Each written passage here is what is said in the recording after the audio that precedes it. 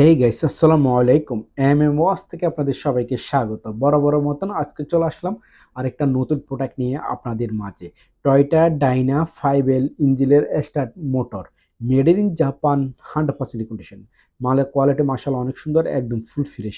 আপনারা সেলের উপরের বাইরের অংশটা দেখতেছেন, কন্ডিশন গুড কন্ডিশন, একদম ফুল ফ্রেশ, মাশাআল্লাহ অনেক সুন্দর।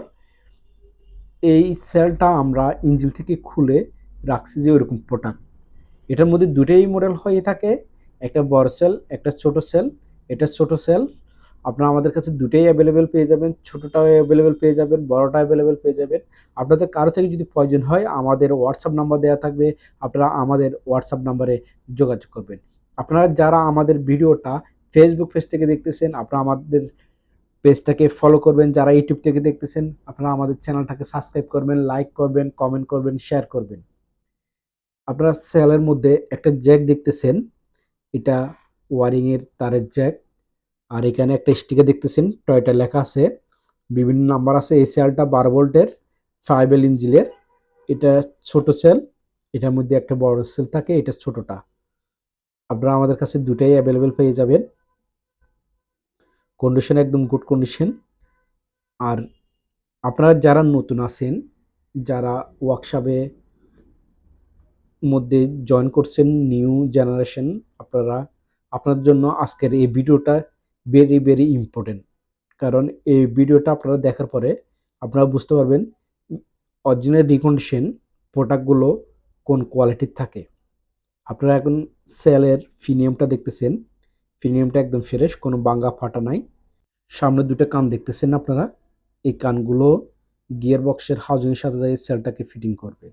এখানে দুটো স্টিক থাকে, স্টিকের সাথে যাইয়ে সেলটা যাইয়ে ফিটিং হয়ে যাবে। Toyota Dyna 5L engine start motor, made in Japan, 100% condition. আপনারা এখন সেলের পিছনের অংশটা দেখতেছেন, বোল্টগুলো দেখতেছেন। আপনারা যারা অটোমোবাইল ইঞ্জিনিয়ার আছেন, নিউ টেকনিশিয়ান, বিভিন্ন ওয়ার্কশপের মধ্যে কাজ শিখতেছেন, আপনারা এই সেলটা খোলা ফিটিং হয়েছে কিনা কিভাবে বুঝবেন? এই সেলের মধ্যে কিছু বোল্ট আছে, কিছু স্ক্রু আছে। এই স্ক্রুগুলো, বোল্টগুলো যদি খোলা ফিটিং হয়, সেলটা খোলা ফিটিং হয়, তাহলে স্ক্রুগুলো, বোল্টগুলোর মাথার মধ্যে রেস লাগছে কিনা ওটা দেখবেন। রেসটা কিভাবে লাগছে দেখবেন, ওটা কিভাবে বুঝবেন? ওই বোল্টগুলোর মাথার মধ্যে রেস লাগলে একটা দাগ হয়ে যাবে, স্লিপ হবে হালকা হালকা। যদি স্লিপ হয়ে যায়, বুঝতে হবে যে আপনাকে এই সেলটা খোলা ফিটিং হয়েছে। আর যদি স্লিপ না হয়, তাহলে বুঝতে পারবেন যে এই সেলটা খোলা ফিটিং হয়নি। আর 100% জাপানি কোয়ালিটির মাল এই এরকম হবে, এই ধরনের হবে, এই কালারের হবে। মালটা দেখার সাথে সাথে আপনি বুঝতে পারবেন যে এটা 100% জাপানি মাল, ওটা বুঝতে পারবেন। আর আপনারা আমাদের কাছে Toyota Dyna, হিনু, দুত্রো, LiteAce, টাউনেস, Mitsubishi Canter, ফসু, নিশান, মাজদা, ইসুজু সবগুলোর মডেলের স্পেয়ার মোটর পার্টসগুলো অ্যাভেলেবেল পাবেন। ইঞ্জিনের স্পেয়ার মোটর পার্টসগুলো অ্যাভেলেবেল পাবেন। কেবিনের স্পেয়ার মোটর পার্টসগুলো আপনারা আমাদের কাছে অ্যাভেলেবেল পাবেন। আমরা সারা বাংলাদেশে কুরিয়ার সার্ভিসের মধ্যে প্রোডাক্টগুলো ডেলিভারি দিয়ে থাকি। আপনাদেরকে আমি বোর্ডগুলো আর একটু ভালোভাবে দেখাই দিই জুম করে। এটা দেখেন, এখানে কিছু স্প্রুক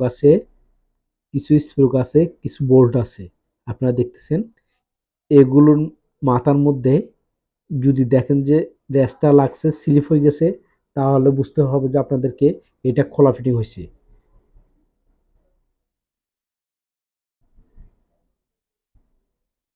এটা সেলের সামনের অংশ, এটা গিয়ার বক্সের হাউজিংয়ে যেয়ে সেলটা ফিটিং হয়ে যাবে। ভিডিওটা আজকে এইখানে শেষ করতেছি। আপনাদের সাথে আবারও দেখা হবে কোনো একটা নতুন ভিডিও নিয়ে। আসসালামু আলাইকুম ওয়া রাহমাতুল্লাহ।